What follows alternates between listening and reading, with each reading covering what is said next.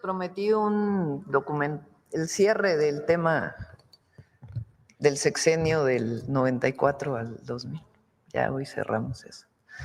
Viene un documental sobre ese periodo, un pequeño documento, porque es de 5 minutos. Después 2 o 3 preguntas más y luego vamos a Suave Patria. Adelante.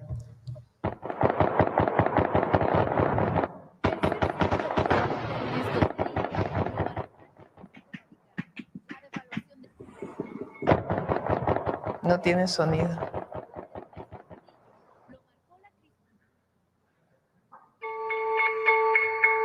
El sexenio del presidente Ernesto Zedillo lo marcó la crisis económica, la devaluación del peso y el rescate bancario que benefició a una cúpula empresarial a cambio de sumir a millones de mexicanas y mexicanos en la pobreza.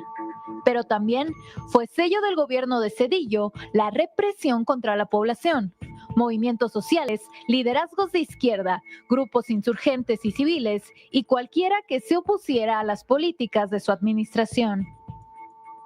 Con Ernesto Zedillo como presidente, ocurrieron en México represiones que generaron escándalos internacionales. El 28 de diciembre de 1995, en la masacre de Aguas Blancas, 17 miembros de la organización campesina de la Sierra del Sur fueron asesinados a tiros y otros 23 heridos por judiciales y policías, cuando se dirigían a protestar por la desaparición de uno de sus compañeros. Un acto atroz que el resto de los integrantes de la organización aseguran fue planeado con la participación de diversos secretarios y funcionarios del estado de Guerrero por órdenes del entonces gobernador Rubén Figueroa Alcocer. El gobierno estatal intentó acusar a los campesinos de agredir a la policía para justificar lo ocurrido, pero la evidencia desmintió esta versión y 3 meses más tarde, el gobernador Figueroa Alcocer se retiró del cargo con licencia indefinida y manteniendo su fuero. A pesar de las violaciones graves a los derechos humanos que fueron documentadas, los presuntos responsables continúan gozando de impunidad. La política represiva de Zedillo contó con el apoyo del PAN.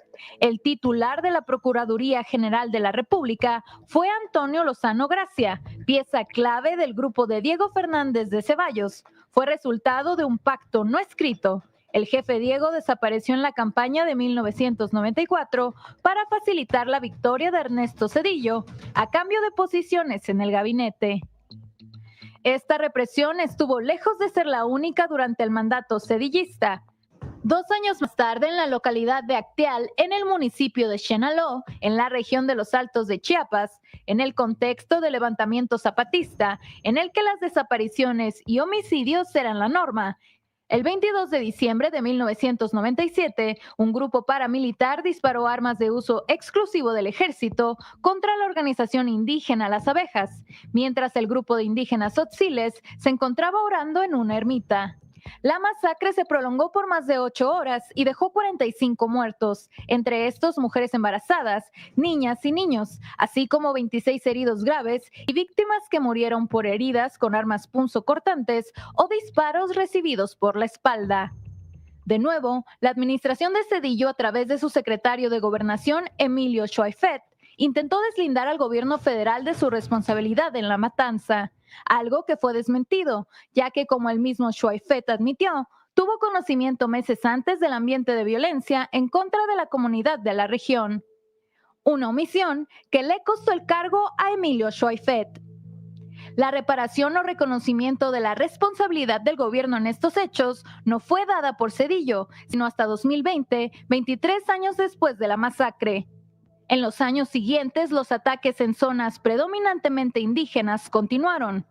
La madrugada del 7 de junio de 1998, en el municipio de Ayutla de los Libres, en Guerrero, 10 miembros de la comunidad indígena y un estudiante fueron asesinados por elementos del ejército mexicano en una escuela en la comunidad de El Charco, a donde acudieron para participar en una consulta popular. No estaban armados. Luego de ser rodeados, la balacera se prolongó durante 6 horas. Algunas víctimas recibieron el tiro de gracia y por varios días, más de 3,000 indígenas mixtecos quedaron bajo cerco militar. Otro episodio de la guerra de Zedillo contra la población indígena que buscaba su autonomía ocurrió a pocos kilómetros de Acteal, el 10 de junio de 1998, en el municipio de El Bosque, en Chiapas. Más de 1,000 elementos del ejército y de las diversas fuerzas policíacas, acompañados por helicópteros y vehículos artillados, se adentraron y atacaron de madrugada a 3 comunidades, dejando un saldo de 8 pobladores muertos, 53 detenidos y decenas de casas saqueadas. El gobierno argumentó que el operativo fue legal, sin embargo, la evidencia apuntó a que la matanza fue una ruptura más del compromiso gubernamental y optar por el uso de la fuerza en lugar del diálogo con la población. El Barzón surgió en 1993 como un movimiento social de agricultores endeudados con los bancos ante las altas tasas de interés y la apertura de las importaciones por el Tratado de Libre Comercio de América del Norte. Inconformidades que con el lema "Debo no niego, pago lo justo" estallaron en fuertes movilizaciones en distintos estados del país, a las que se sumó parte de la clase media afectada por la crisis económica. En la guerra social entre los deudores y la banca, Zedillo tomó el lado de los banqueros, reprimiendo las manifestaciones y promoviendo la ley Zedillo en contra de los deudores para proteger a los bancos y acreedores.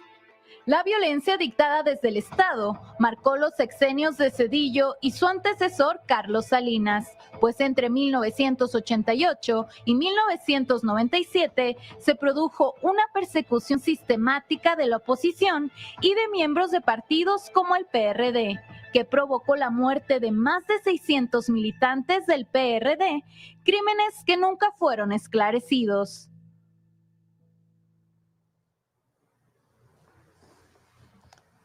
¿Por qué ponemos esto?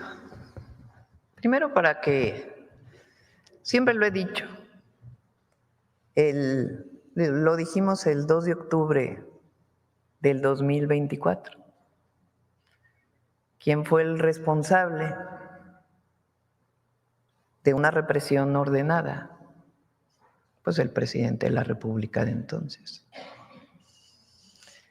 Esto es solamente para que los jóvenes de nuevo conozcan el ambiente que se vivía en aquella época. ¿Por qué lo ponemos? Porque el debate hoy es el autoritarismo. Así lo quiso poner la oposición.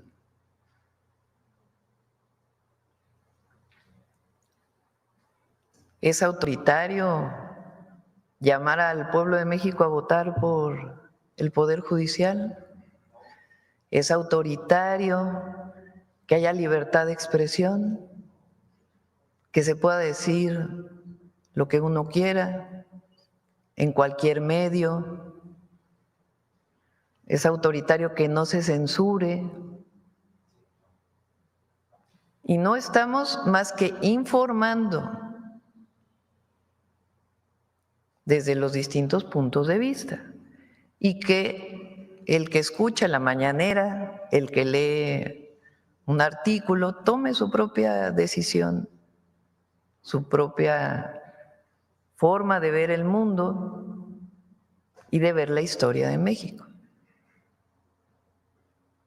Entonces, así como hay una acusación directa a la presidenta de la República de que es autoritaria porque hay elecciones en el Poder Judicial, pues vamos a hablar de épocas donde se vivió el verdadero autoritarismo vinculado con la represión.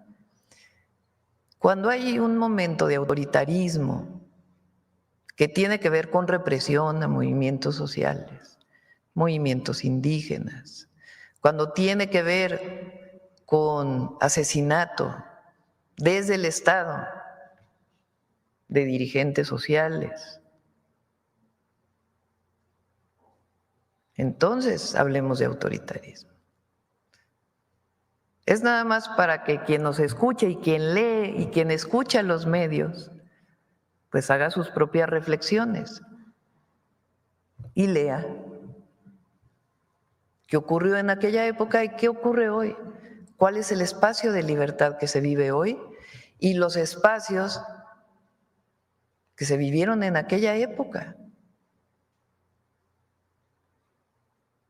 Entonces, con esto cerramos el tema y pues ya que la ciudadanía, que el pueblo de México pues tenga la información suficiente, sobre todo los jóvenes que no vivieron aquellas épocas. Nosotros ya pasamos por una historia de nuestro país, tenemos nuestras reflexiones, pero que cada quien decida con información dónde hay autoritarismo y dónde hay libertad y dónde hay democracia.